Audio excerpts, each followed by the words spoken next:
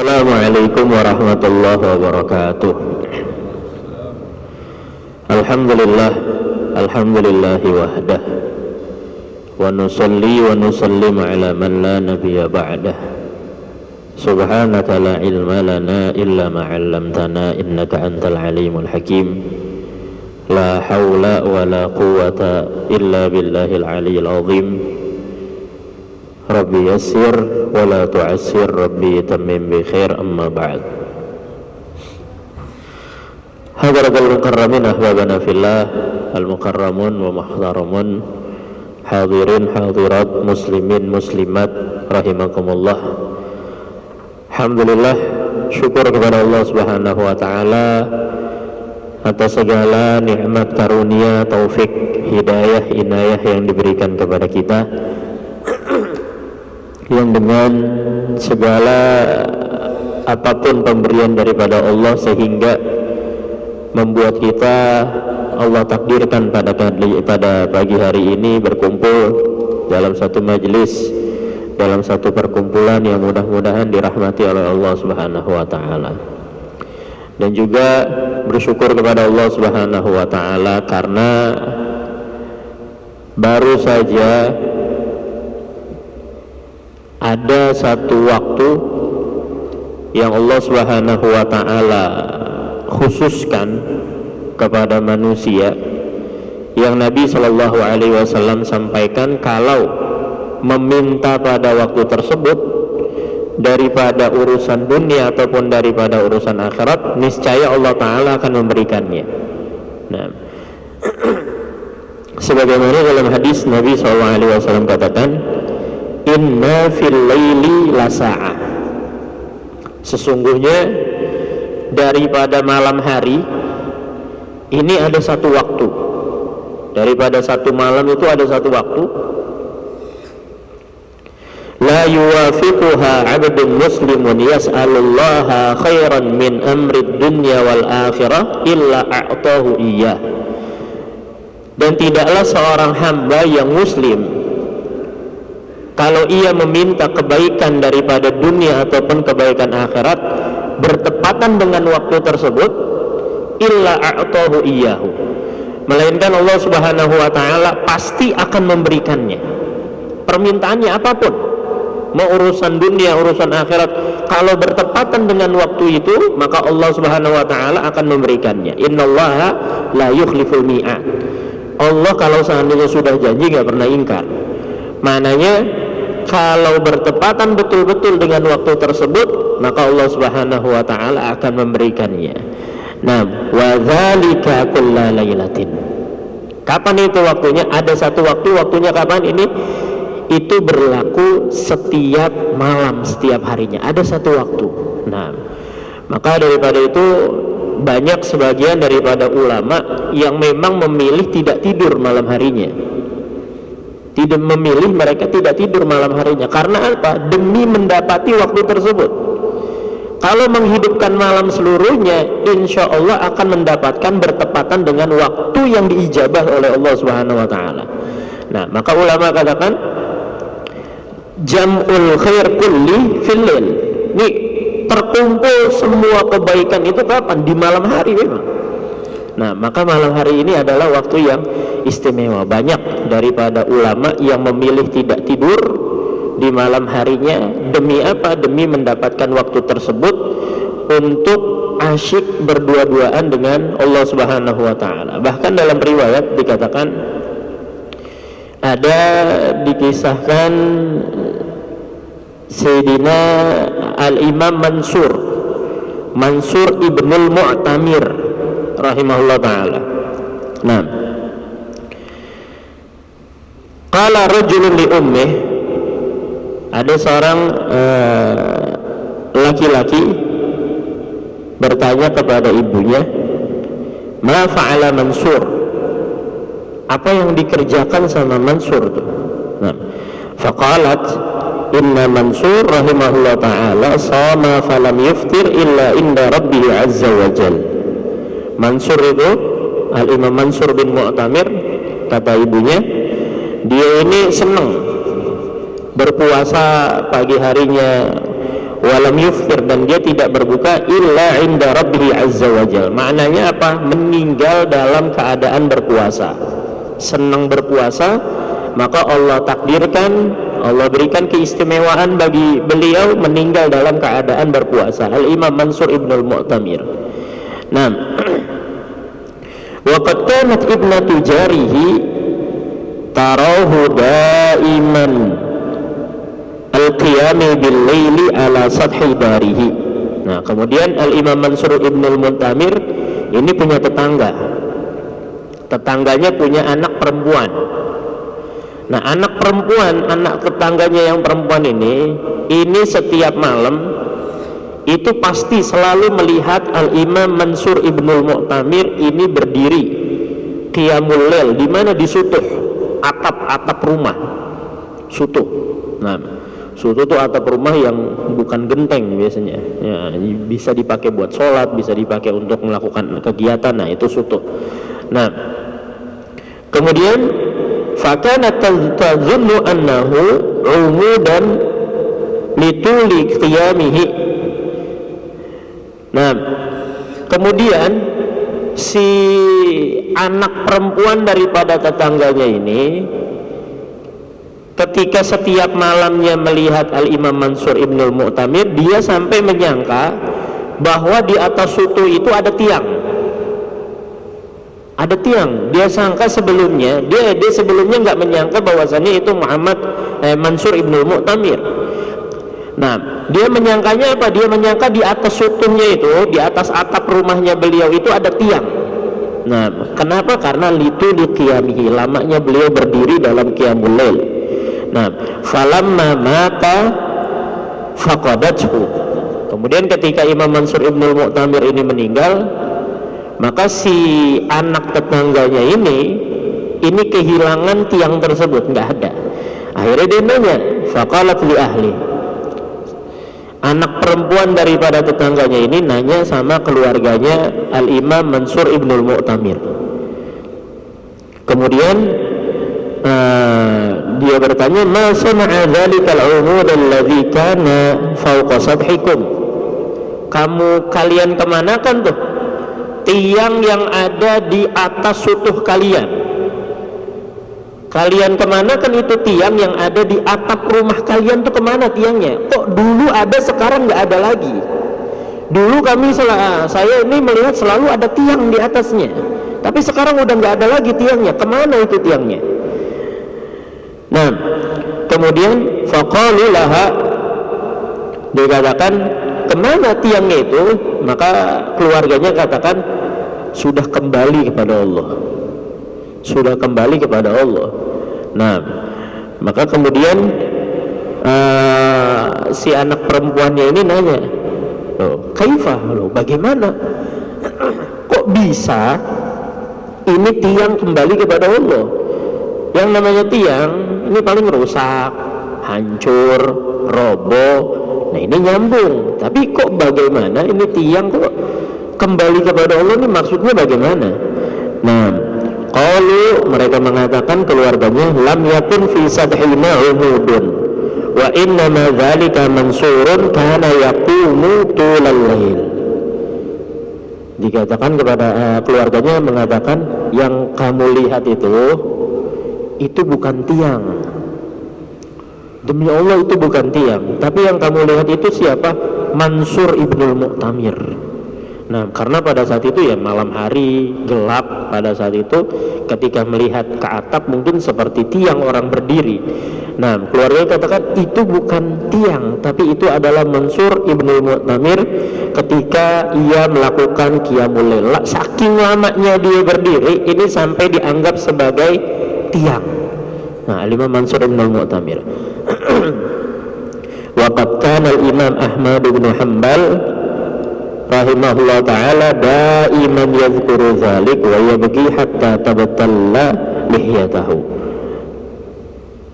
Nah, maka Al-Imam Ahmad ibn Hanbal yang menceritakan kisah ini, beliau ketika menceritakan tentang Al-Imam Mansur Ibnul Mu'tamir ini, beliau selalu menangis, sedih melihat ya betapa ada daripada hambanya Allah Subhanahu wa taala qiyamul lail sampai seperti itu, sampai orang nganggap sebagai tiang. Saking lamanya beliau berdiri di hadapan Allah Subhanahu wa taala. Demi apa? Demi mencari keridhaan Allah, demi mendapatkan satu waktu yang dijanjikan Rasulullah, yang kalau seandainya bertepatan dengan waktu itu akan diijabah oleh Allah Subhanahu wa taala, baik perkara dunia ataupun perkara akhirat. Nah, bahkan dalam riwayat juga dikatakan, Allah mengatakan kadzaba man idda'a mahabbati fin nahar. Allah katakan dusta, pembohong, orang yang ngaku-ngaku cinta, yang ngomong cinta kepadaku, masih kepada Allah, bohong, pendusta, orang yang ngaku-ngaku cinta, orang-orang yang bilang cinta di pagi harinya, di siang harinya, idza jannal lailu nama anni. Tapi ketika malam semakin pekat, malam semakin gelap, nama anni, saya ditinggal tidur, kata Allah. Pagi hari ngomongnya cinta, pagi hari mengaku mencintai Allah, tapi ketika malam hari ini Allah ditinggalkan, kata Allah Ta'ala, ditinggal tidur. Nah, maka Allah kembali mengatakan, alaysa kullu muhibbin yuhibbul khalwata bihabibi. Bukankah setiap pecinta itu, orang yang mencintai itu senang khalwat, senang berdua-duaan dengan kekasihnya. Nah, maka kalau seandainya ingin berdua-duaan, ingin asyik dengan Allah Subhanahu wa taala, waktunya adalah di malam hari. Nah, mudah-mudahan Allah Ta'ala berikan kemampuan kepada kita, termasuk daripada orang yang senang melakukan qiyamul lail. Nah, masuk di dalam pembahasan kitab Al-Adhkar lil Imam An-Nawawi. Qala Syekhul Muallif rahimahullah ta'ala, faslun, qala al-ulama'u minal muhadditsina wal fuqaha'i wa ghairihim yajuzu wa yustahabbul amalu fil fadaili wat tarhibi bil haditsid dhaif ma lam yakun mawdu'an. Nah, dalam pembahasan kali ini, fasal kali ini, beliau mengatakan bahwasannya para ulama muhaddisin, ulama fuqaha, ahli fikih, ahli hadis, dan juga ulama-ulama yang lainnya, ini mereka mensunnahkan, membolehkan, sebagian juga mensunnahkan beramal dengan ibadah-ibadah fadhail ataupun dalam targhib, motivasi, tarhib dengan menggunakan hadis dhaif. Nah, jadi ulama mengatakan kalau seandainya hadis dhaif ini boleh diamalkan, ini dalam fadhail, dalam keutamaan amal, ataupun dalam targhib, motivasi, ataupun tarhib, dalam pemberitahuan, ini dibolehkan menggunakan hadis dhaif. Ma lam yakun maudu'an, selama itu bukan hadis maudhu, hadis palsu.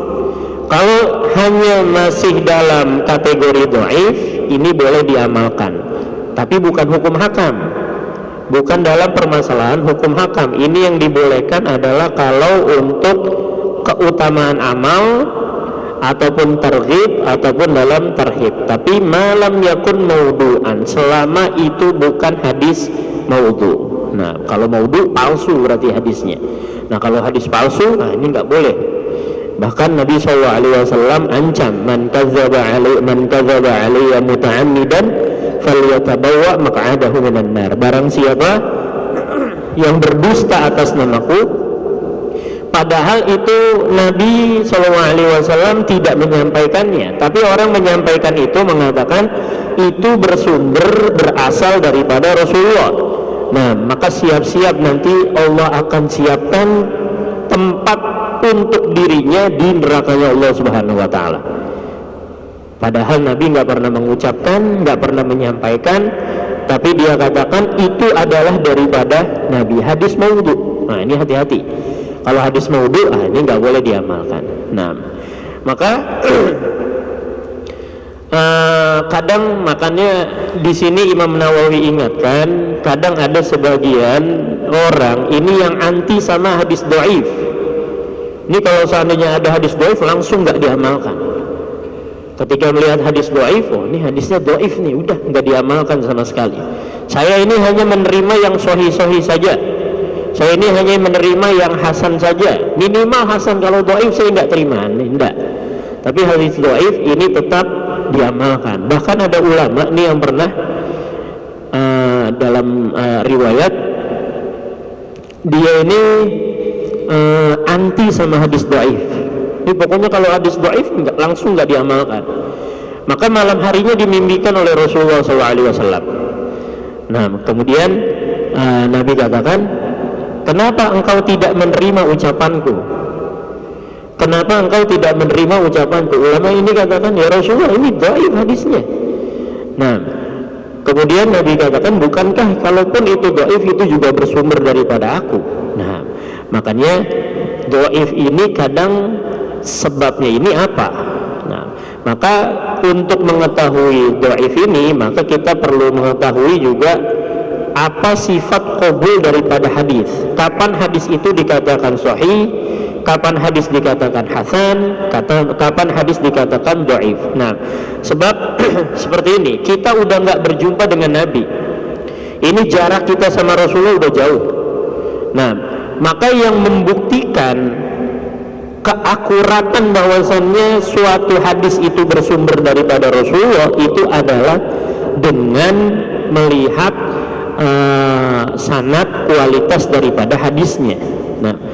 Nah, itu juga dicirikan daripada orang-orang yang menyampaikan hadisnya. Kan seperti ini. Kalau ada orang yang menyampaikan kepada kita suatu berita, orangnya terpercaya, orangnya baik, kemudian agamanya juga baik, tidak pernah berdusta, kita percaya nggak? Percaya, lebih percaya. Tapi kalau yang menyampaikan sesuatu tersebut orangnya ini nggak baik, kemudian juga pelupa orangnya, ini juga membuat kita tidak percaya. Nah, maka daripada itu harus difahami dulu sifat diterima, sifat qabul daripada hadis, sifat diterimanya hadis atau sifat-sifat hadis sahih. Nah, yang pertama, syarat daripada hadis sahih ini harus ittisalus sanad. Ini sanadnya harus bersambung. Sanadnya harus bersambung, betul-betul bersambung sampai kepada Rasulullah SAW. Nah, sebab kenapa? Kalau seandainya tidak bersambung, ada indikasi, ada tanda-tanda, jangan-jangan ini terputus, jangan-jangan ini bukan daripada Rasulullah. Nah, ini dalam ittisalus sanad sendiri, dalam bersambungnya sanad, Imam Bukhari dengan Imam Muslim ini saja berbeda. Maka terkadang ada yang sahih menurut ulama hadis, tapi tidak sahih menurut Imam Bukhari. Atau mungkin ada yang sahih menurut Imam Muslim, tapi tidak sahih menurut Imam Bukhari. Terkadang seperti itu ada. Nah, kenapa? Karena pengambilan hadis sahih antara Imam Bukhari dengan Imam Muslim saja berbeda, dan juga dengan imam-imam hadis yang lainnya. Contoh, Imam Bukhari ini beliau lebih ketat. Makanya dikatakan as-sahihul kutub ba'dal Quran Sahihul Bukhari. Kitab yang paling sahih setelah Al-Quran itu adalah Sahih Bukhari. Nah, karena apa? Karena beliau ketat dalam mengambil hadis. Nah, dalam ittisalus sanad, dalam ketersambungannya sanad, beliau mensyaratkan sezaman dan ada kemudian orang yang meriwayatkannya ini harus ketemu. Orang yang meriwayatkannya ini harus ketemu, harus berjumpa. Nah, kalaupun seandainya kalau dia tidak, yang walaupun sejaman tapi tidak berjumpa, ini nggak dimasukin sama Imam Bukhari, dianggap sanadnya putus, dianggap tidak bersambung. Contoh, seandainya nih ya kita meriwayatkan hadis nih seandainya. Nah, kita sezaman nih, sekarang nih kita sezaman dengan Habib Umar. Sezaman kita, Habib Umar masih hidup, kita masih hidup, Habib Umar bin Hafiz. Nah, tapi beliau adanya di Yaman. Beliau di Yaman, kita di Mana nih? Sentul, nah kan gitu. Kita disentul Habib Umar adanya di Yaman. Nah, kemudian nanti generasi setelahnya, ini generasi setelah kita, ketika meriwayatkan hadis ada nama kita nih, ada nama kita. Katakan kita meriwayatkan hadis, kita dapat hadis daripada siapa? Daripada Habib Umar. Nah, ketika dicek nanti biografi kita, oh ternyata hidup tahun 2022 masih hidup. Habib Umar juga tahun 2022 masih hidup. Oh berarti sezaman. Oh berarti nyambung nih sanadnya. Nah, maka ketika sudah ada tanda bahwasannya hidup sezaman, maka ini dianggap sanadnya bersambung. Nah, tapi kalau Imam Bukhari ini harus dipastikan ketemu. Ini ketemu nggak? Kalau seandainya benar-benar ketemu, maknanya apa? Dicek betul-betul biografinya. Ini tinggalnya di mana? Si Fulan tinggalnya di mana? Habib Umar tinggalnya di mana? Ada kemungkinan ketemu nggak? Pernah ketemu nggak? Nah, harus dipastikan betul-betul, dicek betul-betul biografinya nih. Antara satu dengan yang lainnya dipastikan. Tapi kalau ulama hadis yang lainnya cukup hidup sezaman, ini sudah dianggap ittisal. Maka kadang satu hadis yang sahih juga terkadang menurut ulama yang satu dengan yang lainnya ini berbeda. Ada yang menganggap sahih, ada yang menganggap juga bukan. Nah, ini yang pertama, sanadnya harus bersambung. Yang kemudian yang kedua, ini adalah rawi. Ini harus memiliki sifat adalah. Nah, sifat adil, harus memiliki sifat adil. Adil ini apa? Yang pertama muslim, harus orang muslim, orang mukmin. Kemudian sudah balik dan bisa membedakan yang mana yang baik, yang mana yang benar. Nah, bisa membedakan perbuatan dosa, bisa membedakan perbuatan maksiat dengan ibadah, dengan kebaikan. Kemudian yang ketiga, berakal. Ini berakal artinya bukan orang yang gila, bukan orang yang mabuk, bukan orang yang fanatik, juga tidak termasuk. Nah, kemudian yang keempat, tidak fasik, bukan orang yang fasik, dan juga menjaga muru'ah, harga dirinya. Nah, maka ini ketika orang yang menerima hadis itu, yang dalam riwayat kitab-kitab hadis anfulan, itu mereka bukan orang sembarangan. Ini mereka orang-orang yang luar biasa nih. Nah, tidak pernah melakukan dosa-dosa kecil, tidak berketerusan, nggak pernah melakukan dosa-dosa besar seperti itu. Nah, kemudian sebab riwayat ini tidak menjadi adil, orang dianggap tidak memiliki sifat adalah, rawi dianggap tidak memiliki sifat adalah. Nah, ini ada beberapa sebab. Yang pertama, kizib, pendusta, tukang bohong. Nah, ini kalau seandainya pembohong berarti tidak memiliki sifat adalah. Nah, kemudian yang kedua, muttaham bil kazib, tertuduh dusta, tertuduh berdusta. Tadi kalau yang pertama emang bohong, emang tukang bohong, udah dipastikan, nah ini memang tukang bohong. Tapi kalau yang kedua ini muttaham bil kadzib, ini tertuduh berdusta. Nah, maksudnya apa? Ini kemungkinannya dua, ini tandanya dua. Jadi dia pernah, katakan dia ini tukang bohong, memang dia memang tukang bohong, tapi dia tidak pernah bohong dalam meriwayatkan hadis.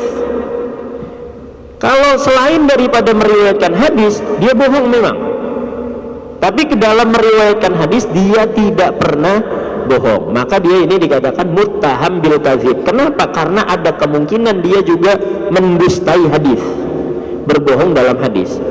Nah, ataupun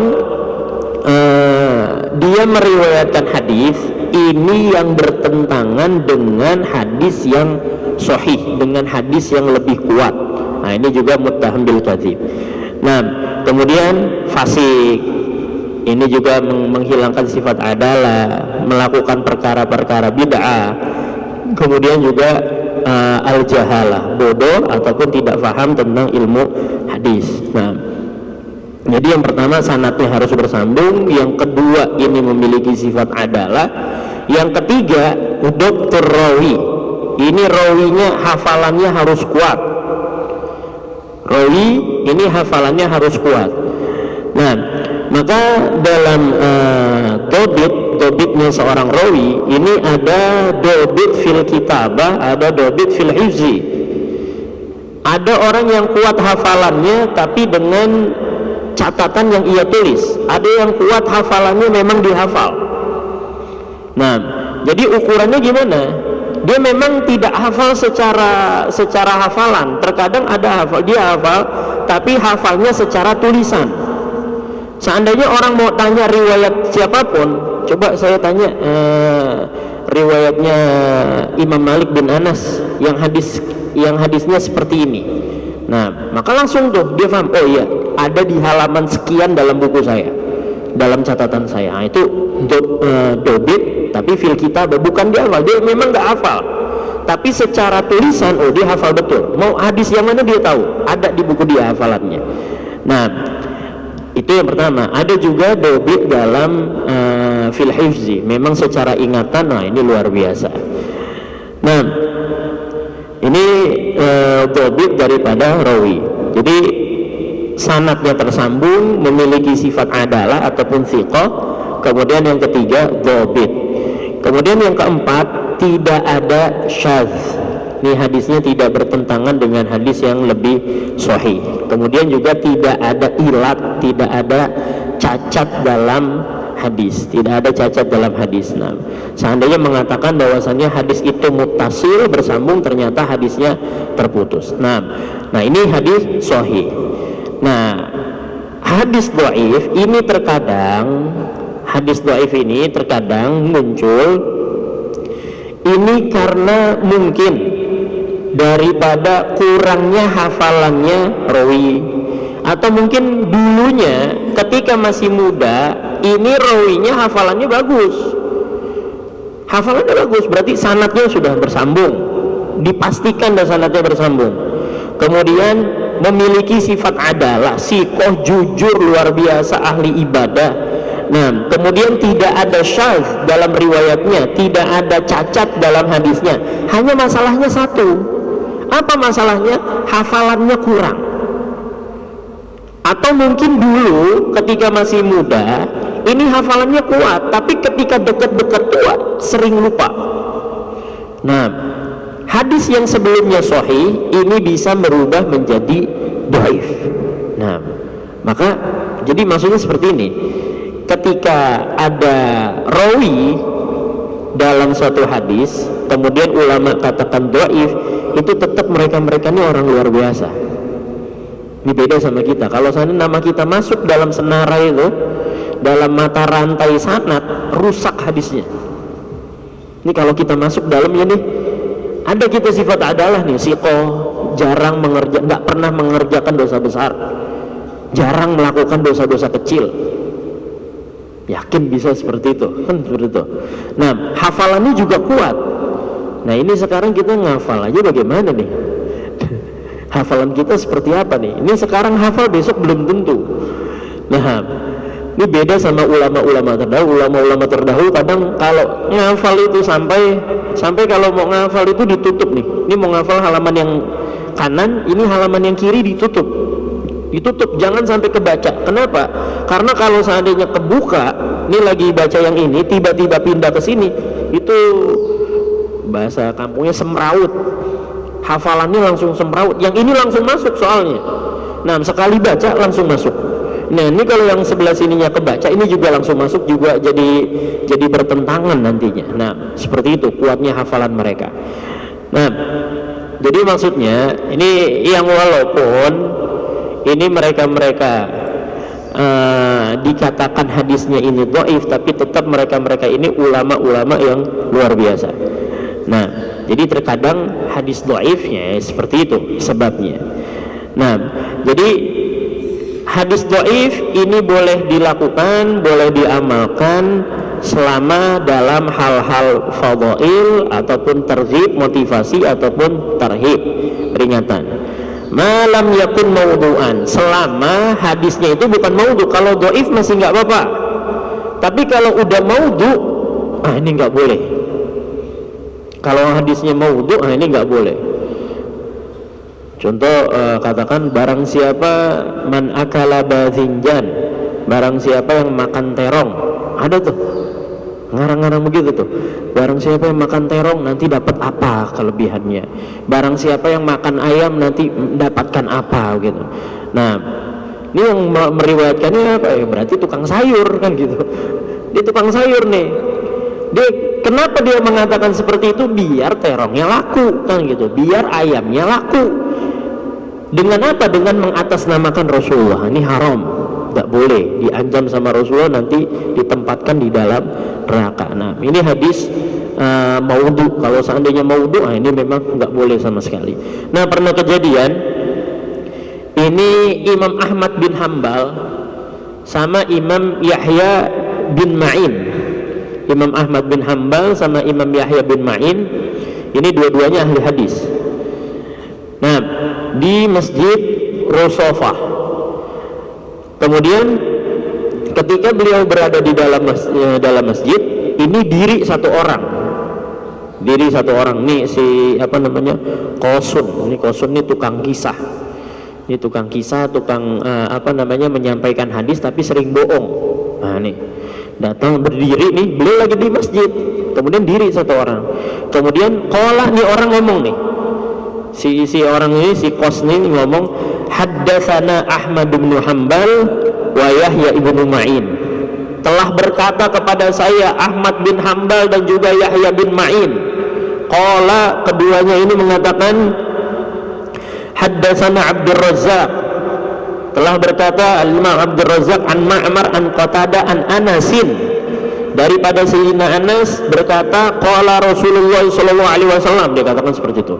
Jadi daripada Ahmad bin Hanbal dan Yahya bin Ma'in, daripada Abdur Razzaq, daripada Ma'mar, daripada Qatadah, daripada Anas, daripada Rasulullah sallallahu alaihi wasallam. Dia ngomong seperti itu tuh.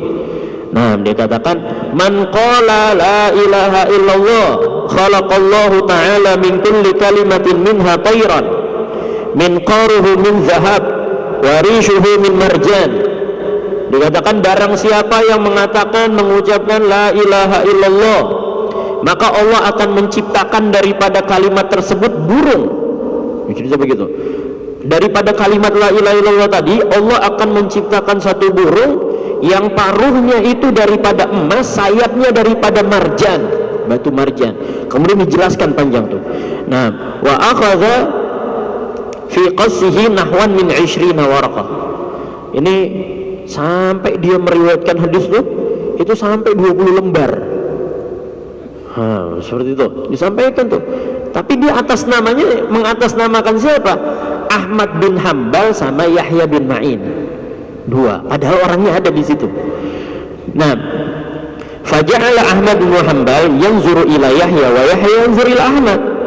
Maka ketika hadis itu diriwayatkan sama orang tadi nih, si pendusta tadi, maka Imam Ahmad bin Hanbal sama Imam Yahya nih saling nengok, saling pandang gitu. Saling pandang, faqala lahu anta dastahu bihadza. Ini bahasa kita, emang ente ngeriwayatin hadis begitu? Nah, ini yang satu lagi juga ngomong, ente emang ngeriwayatin juga begitu hadisnya? Nah, gitu tuh. Anta dastahu bihadza, emang pernah ente ngeriwayatin hadis begitu? Nah, kemudian salah satu katakan, wallahi ma sami'tu bihadza illa sa'ah. Ya, salah satunya mengatakan, demi Allah saya baru dengar itu, nggak pernah saya ngeriwayatkan dari situ, ini sekarang baru dengar nih. Nah, maknanya apa? Dusta, ini bohong nih orang. Nah, falamma faragha min qisasihi wa akhadha al-qat'iyyat thumma qa'ada yantadhiru qala lahu Yahya bin Ma'in bi yadihi ta'al faja'a mutawahhiman lin-nawal. Nah, kemudian ketika selesai, akhirnya dipanggil nih orangnya. Kemudian berkata Imam Yahya, man haddatsaka bihadzal hadis. Imam Yahya akhirnya nanya, siapa yang meriwayatkan hadis itu kepada kamu tuh? Nah, makanya ini pentingnya ittisalus sanad. Nah, juga nanti di dalam ilmu hadis ada namanya jarah wa ta'dil. Nah, ini yang bahasanya tuh melihat karakter ataupun kualitas daripada orang tersebut. Nah, nanti bisa dikatakan dia punya adalah, dia bisa dikatakan hafalannya kuat. Ini daripada mana? Daripada ilmu namanya jarah wa ta'dil. ini ghibah yang diperbolehkan. Nah, sebab itu nanti dikritisi tuh orang ya. No, ini jadi cari-cari tahu aib. Nah, demi apa? Demi menjaga kualitas daripada hadis, supaya menjaga betul-betul nih hadis jangan sampai disampaikan daripada orang yang dusta. Nah, supaya hadisnya ini menjadi sahih, betul-betul kita pastikan itu berasal bersumber daripada Rasulullah. Nah, akhirnya tanya Imam Yahya nih, kamu tuh meriwayatkan hadis dari mana? Nah, qala, akhirnya orang ngomong, oh, saya dapat hadis dari Ahmad bin Hambal sama Yahya bin Ma'in. Imam Ahmad bin Hambal sama Imam Yahya bin Ma'in yang meriwayatkan hadis kepada saya. Faqala, kemudian Imam Yahya bilang, ana Yahya bin Ma'in, saya ini Yahya bin Ma'in, ini saya. Nah, wahada, dan ini nih teman saya nih, ini kawan saya, wahada Ahmad bin Hambal, begitu. Nah, ma sami'na bihadza qattu fi hadisi Rasulullah sallallahu alaihi wasallam. Dan saya nggak pernah dengar, nih kami berdua nih nggak pernah dengar hadis itu daripada Rasulullah sallallahu alaihi wasallam. Nggak pernah dengar saya. Nah, kemudian faqala lahu, akhirnya si yang ngomong tadi, tukang ngomong ini mengatakan, anta Yahya bin Ma'in, kamu Yahya bin Ma'in? Qala na'am, iya saya Yahya bin Ma'in. Nah, qala lam azal asma' anna Yahya ibn Ma'in ahmaq ma tahaqqaqtuhu illa sa'ah. Nah, aku bahasanya begini, aku baru mastiin nih, ternyata Yahya bin Ma'in ini yang ini nih, ini bodoh ternyata, digituin. Kata si yang punya cerita, dia mau ngeles nih bahasanya. Nih baru saya tahu nih, kamu ternyata bodoh, ternyata Yahya bin Ma'in itu ternyata bodoh ya. Kemudian Imam Yahya katakan, kaifa alimta anni ahmaq, dari mana kamu tahu saya ini orang bodoh? Kemudian dia katakan, ka'annahu laisa fid dunya Yahya ibnu Ma'in wa Ahmad bin Hanbal ghairukuma qad katabtu an 17 Ahmad bin Hanbal wa Yahya bin Ma'in. Dia katakan, emangnya bahasanya tuh, emangnya di dunia ini yang namanya Yahya bin Ma'in sama Ahmad bin Hanbal emang kalian berdua doang? Gitu kata dia, ngeles dia ini. Emang kalian berdua doang? Demi Allah nih, saya nyatet dalam riwayat hadis buku saya ini 17 orang yang namanya Ahmad bin Hanbal sama Yahya bin Ma'in. Nah ini bohong nih. Nah, karena apa ya? Kalau seandainya Imam Yahya bin Ma'in sama Imam Ahmad bin Hanbal udah pasti orangnya itu aja. Nah, maka akhirnya orang ini diusir akhirnya sama Imam Yahya bin Ma'in sama Al-Imam Ahmad bin Hanbal. Nah, ini hadisnya maudhu. Kalau maudhu, nah ini nggak boleh diamalkan. Nah, sama sekali tidak boleh diamalkan. Nah, maka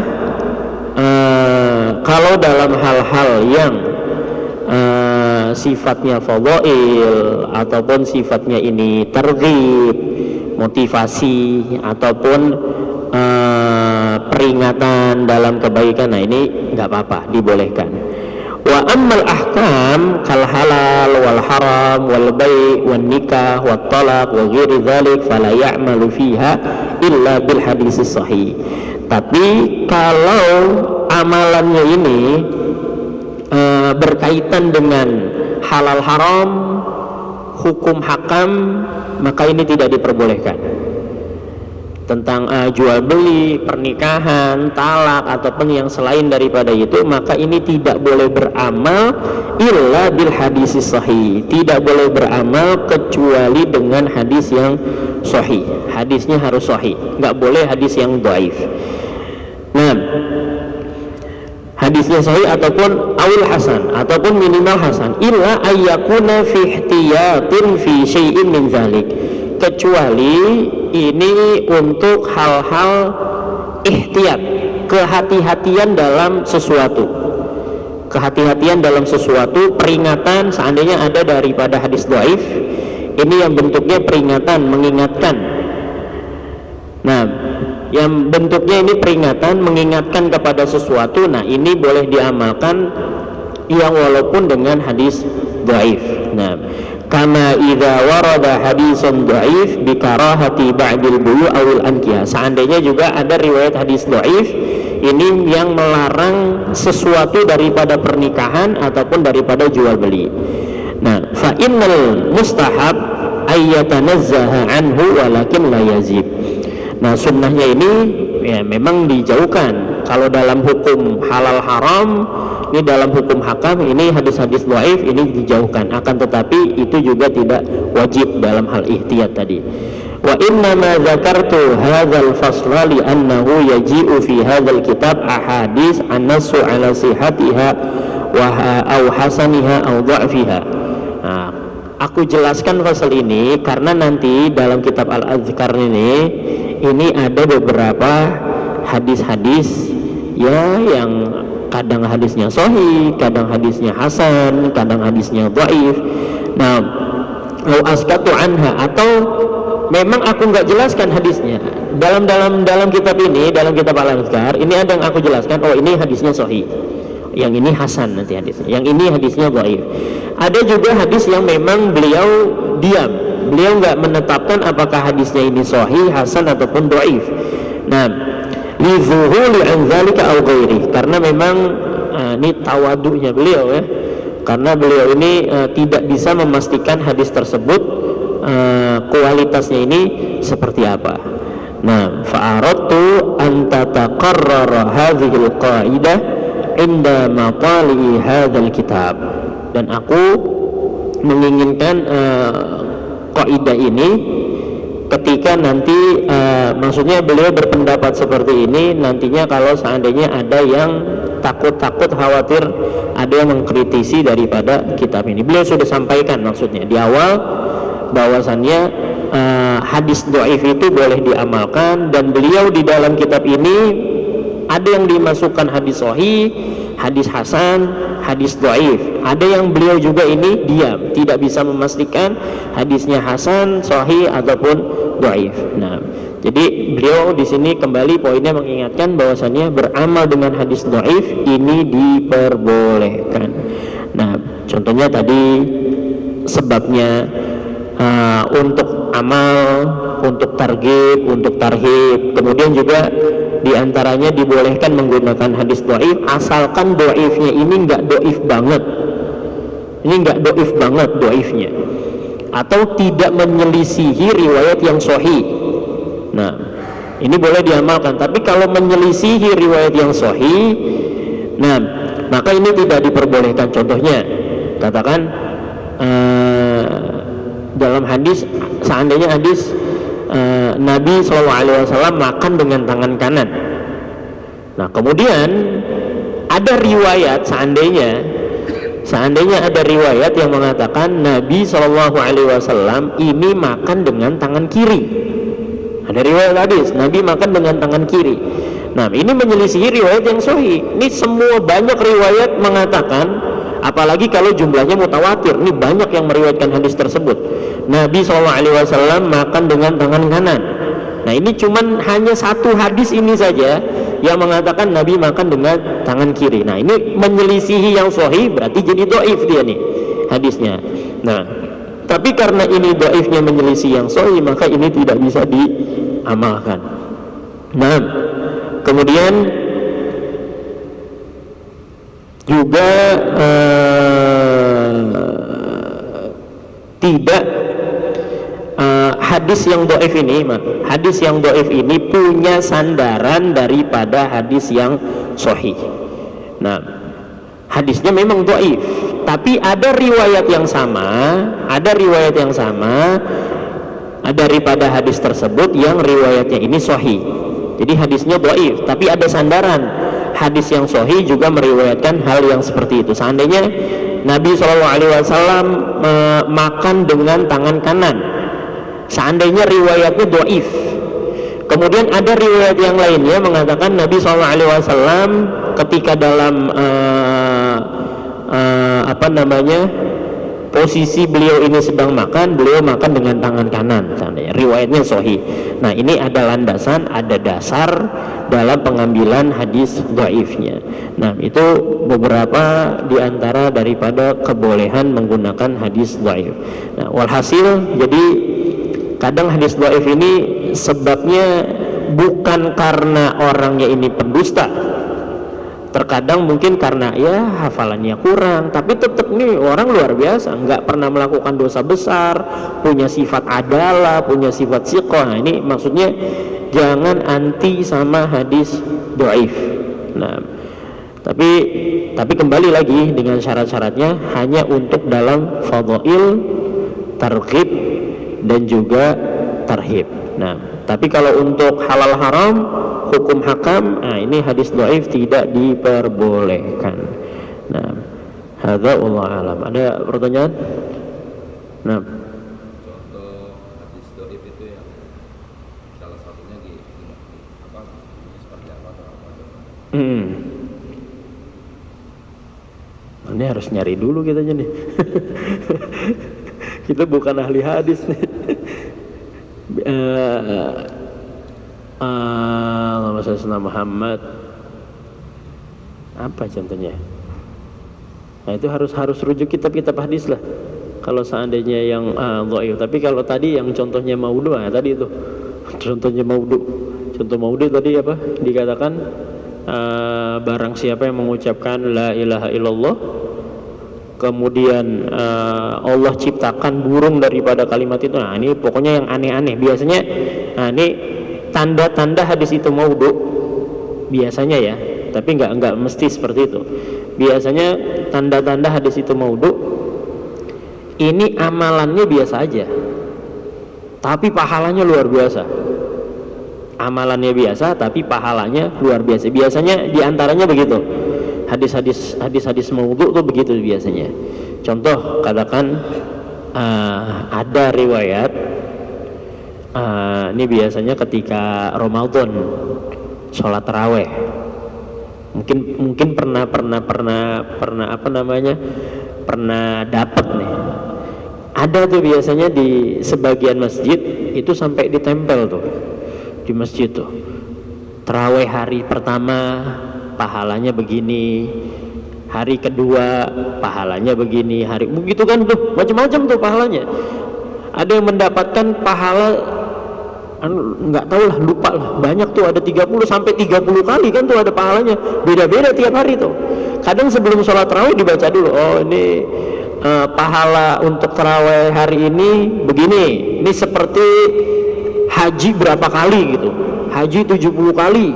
Oh, enak banget tarawih doang, haji 70 kali. Nah, ada yang seperti mendapatkan pahalanya Nabi Ibrahim sama umatnya. Oh, begitu tuh, macam-macam lah. Nah, padahal Nabi SAW, nah ini secara umumnya tidak ada tuh menjelaskan terperinci seperti itu pun tidak ada.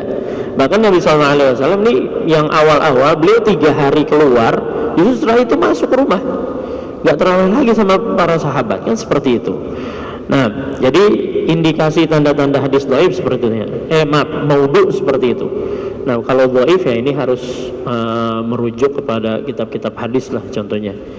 Nah, biasanya sekarang sudah ada, kalau di kitab-kitab ini sudah ada takhrijnya, sudah ada keterangan daripada hadisnya. Oh, ini hadisnya dhaif. Nah, ini udah kita, karena kita bukan ahlinya, ya udah kita ikut ulama yang udah nentuin aja udah. Ini ulama katakan ini hadisnya sahih, ya udah kita terima. Karena apa? Karena kita nggak punya kemampuan dah. Kalau kita punya kemampuan, ya udah kita teliti sendiri itu. Ini siapa namanya? Seandainya namanya Hammad, ya udah dicek tuh Hammad tuh, cek nih biografinya gimana Hammad orangnya. Nah, ini kan capek kita. Ini kita tinggal udah jadi nih, udah jadi daripada ulama katakan oh ini sahih, ini hasan, ini dhaif. Nah, tapi kalau untuk contohnya ini harus rujuk ke kitab-kitab. Wallahu alam. Ini kaitannya dengan puasa sunat tadi. Sunat puasa Senin Kamis, ada puasa Nabi Daud. Tadi juga disampaikan ada tiap hari itu puasa. Mm-mm. Dan kadang-kadang kan kita puasa sunat kan Kamis nih, Senin itu kita puasa Daud Yusuf, Nabi Daud. Kita puasa Senin Kamis, Senin puasa, Selasa kan buka. Rabu puasa lagi. Nah ini Kamis itu kan kita sayang nih, biasa. Tapi melihat ke depan itu. Terus ketemu lagi dengan puasa yang lebih. Buat kita di Kamis itu gimana? Kira-kira fadilahnya itu boleh enggak kita nih? Senin puasa, Selasa buka, Rabu puasa, mesti puasa lagi. Terus yang 3 harinya juga yang mungkin puasa lagi. Itu yang satu. Yang keduanya tadi menyambung ini kan ada saudara-saudara kita memperkuasa hadis Doif. bagi saya yang sangat awam dan sangat pojok ketika dia menyampaikan ya kalau masih ada banyak hadis yang sahih kenapa harus malah menggunakan hadis yang doif kalau memang itu memang itu baik kenapa Nabi tidak melakukan itu. Nah ini dengan kata-kata itu saya udah duluan kira-kira bagaimana? Yang pertama ini bagaimana nih kalau seandainya puasa Nabi Daud tapi bentrok sama Senin Kamis gitu kan, atau bentrok sama Ayyamul Bid. Nah nggak usah repot-repot, nggak usah bingung-bingung, udah puasa aja dah. Jangankan diseling-seling, nih mau puasa setahun juga boleh gitu. Dia tetap mendapatkan, jadi ketika dia puasa itu tetap mendapatkan fadilah semuanya, fadilah puasa Daud, fadilah puasa Senin Kamis kalau seandainya memang berbarengan, fadilah puasa Ayyamul Bid. Nah, atau dengan hari-hari yang lainnya, puasa-puasa sunnah yang lainnya, insya Allah ini tetap mendapatkannya. Nah, jadi kalau pertanyaannya boleh atau enggak, ya boleh-boleh aja udah. Hah? Nah iya, fadilahnya jadi insya Allah semuanya juga dapat dia, tetap dia menjalankan puasa Daud, dia dapat pahalanya puasa Daud, dapat pahala puasa Senin Kamis, dapat pahala Ayyamul Bid. Nah itu yang pertama. Yang kedua, nah ini dikatakan kan yang sahih banyak, kenapa nyari yang doif? Nah, yang sahih kan banyak, kenapa nyari yang doif? Nah memang ya semuanya juga nyari yang sahih, tapi kalau untuk hukum hakam memang kita nggak terima hadis doif. Ini bukan kita terima hadis doif buat hukum hakam. Untuk hukum hakam ini ulama katakan ini harus hadis sahih. Ini nggak boleh, kita juga ada aturan harus hadis sahih, minimal hadisnya hasan. Nah tapi hanya untuk fadhail saja, untuk fadhail, untuk fadilah, keutamaan aja, bukan hukum hakam. Zikir kadang, atau berbuat baik mungkin, atau kebaikan-kebaikan yang lainnya. Ini kan dari fadhail nih, daripada fadilah. Barang siapa yang membaca ini akan begini, barang siapa yang mengucapkan zikir ini akan seperti ini. Nah ini dalam hal fadhail ini diperbolehkan. Nah ini diperbolehkan. Ya memang kita selama masih ada yang sahih ya kita ikut yang sahih. Nah tapi kalau seandainya hanya mengambil yang sahih-sahih aja, terus yang mau mengamalkan ini bagaimana? Dan apakah kita dilarang kalau seandainya kita mengamalkan satu zikir yang memang itu baik, yang bahkan Allah Ta'ala menyuruh kita untuk zikir yang banyak, tidak ada amalan yang Allah suruh diperbanyak selain daripada zikir. Nah apakah ketika kita berzikir kemudian kita salah? Kan enggak juga seperti itu. Nah jadi ya memang kita tetap menerima yang sahih, tapi itu dalam hukum hakam. Itu dalam hukum hakam. Dan bukan berarti kadang orang yang mengatakan seperti itu hanya ngambil yang sahih-sahih aja.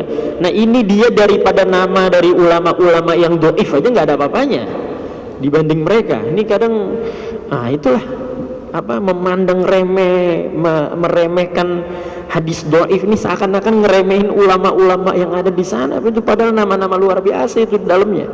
Kalau dibandingkan sama kita aja ini nggak ada apa-apanya deh. Ada-adalahnya mereka. Adalah itu apa? Nggak pernah ngerjain dosa besar, jarang melakukan dosa kecil.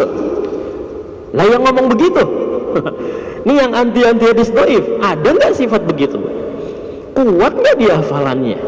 Kan seperti itu. Amanah nggak dia, jujur nggak dia, seperti itu. Dibandingkan dengan ulama yang memang ada di dalam, katakanlah dalam senarai sanad hadis yang dhaif, ini jauh daripada mereka. Nah, jadi tetap dalam fadhail kelebihan amal silahkan saja disampaikan, diamalkan.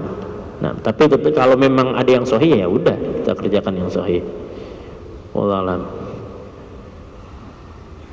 Ini Pak Ustaz, saya hanya ini aja ya, tadi kan Pak Habib menjelaskan tentang zaman dulu saja ada pembohong, Iya. ya kan, apalagi menyampaikan meriwayatkan hadis. Yang saya pikirkan itu bagaimana dengan zaman keadaan kita ini Ustaz, bagaimana nasib kita. Di sisi lain kan kita juga takut kepada Allah, gitu kan. Kita otomatis ketika mendengar seperti ini kita nggak ada yang berani lah melakukan kebohongan di sana.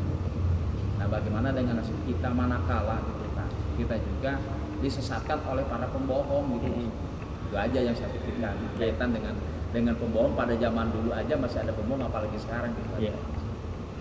Nah, ya memang